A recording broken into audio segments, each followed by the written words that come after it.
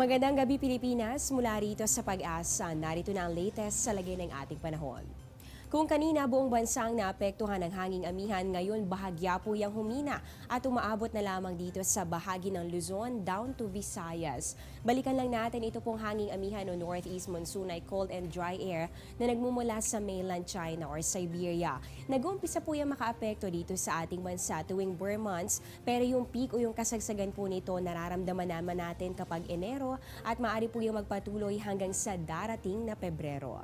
Sa mga susunod na oras, inaasahan po ang maulap na kalangitan na magdudulot ng mahina hanggang sa katamtamang pag-ulan at mga pagkidlat pagkulog. Dito yan sa regions of Caraga and Davao. Mararanasan din ang maulap na kalangitan na may kasama namang mahihinang pag-ulan. Dito yan sa Metro Manila, ganun din sa Ilocos Region, Cordillera, Central Luzon, Bicol Region, ganun din sa Eastern Visayas. Habang dito naman sa mga probinsya ng Aurora at ng Quezon, mararanasan yung katamtamang mga pag-ulan. Dito naman sa natitirang bahagi po ng Luzon at ganun din sa natitirang bahagi ng Visayas, inaasahan ang bahagya hanggang sa maulap na kalangitan na may kasamang isolated light rains. At dito po sa nalalabing bahagi naman ng Mindanao, inaasahan natin yung generally fair weather condition maliban na lamang sa pagkakaroon pa rin ng mga pulupulong pag-ulan o pagkidlat pagkulog. Kaya kung may lakad ka sa mga susunod na oras, naku, huwag kakalimutan ang pagdadala ng payong.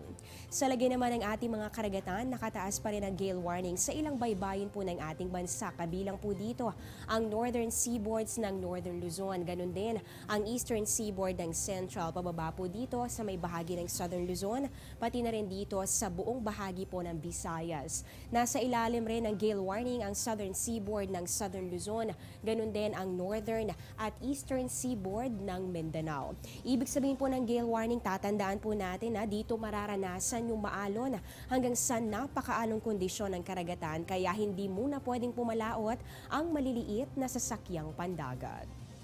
Diyan lamang po kayo, magbabalik kami matapos ang isang paalala.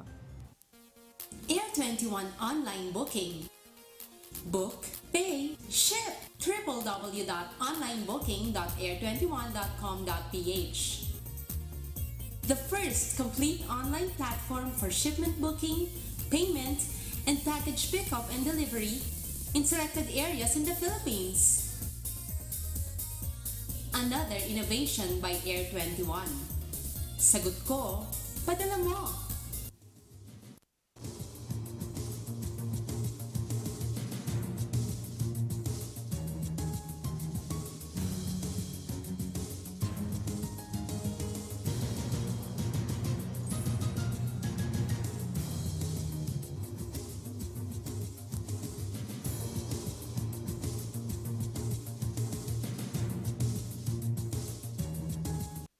Malapit na ang weekend. Para matulungan ka sa pagpaplano ng iyong mga gawain, silipin muna natin ang 3-day weather forecast ng Pag-asa.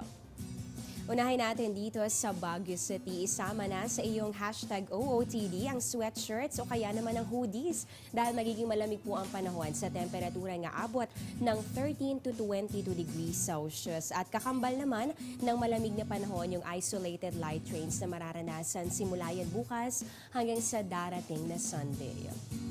Dito naman sa Metro Manila, doon sa mga kababayan nating Filipino-Chinese na bibili na ng tikoy o kaya naman yung mga pampaswerte, inaasahan po natin makikiayo naman sa inyo ang lagay ng ating panahon sa temperaturang posibleng umakyat ng hanggang 31 degrees Celsius.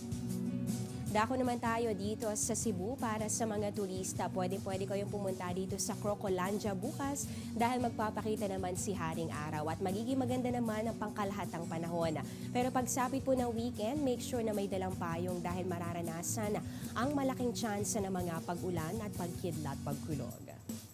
Kung bound to Davao naman, pumunta na rin sa People's Park pero make sure na mag-monitor muna sa lagay ng ating panahon bago kayo umalis sa inyong hotels dahil mararanasan po ang maulap na kalangitan na magdudulot ng mga pag-ulan at pagkidlat pagkulog. Ang temperatura sa pagitan niya na ng 24 to 31 degrees Celsius.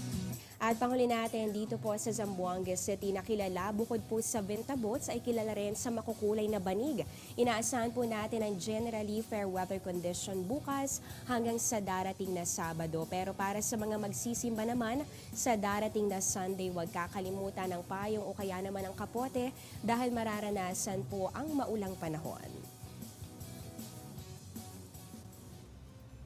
Yan ang latest mula dito sa Pag-asa. Manatiling nakatutok sa Panahon TV kung saan walang pinipiling panahon ang pagbibigay impormasyon.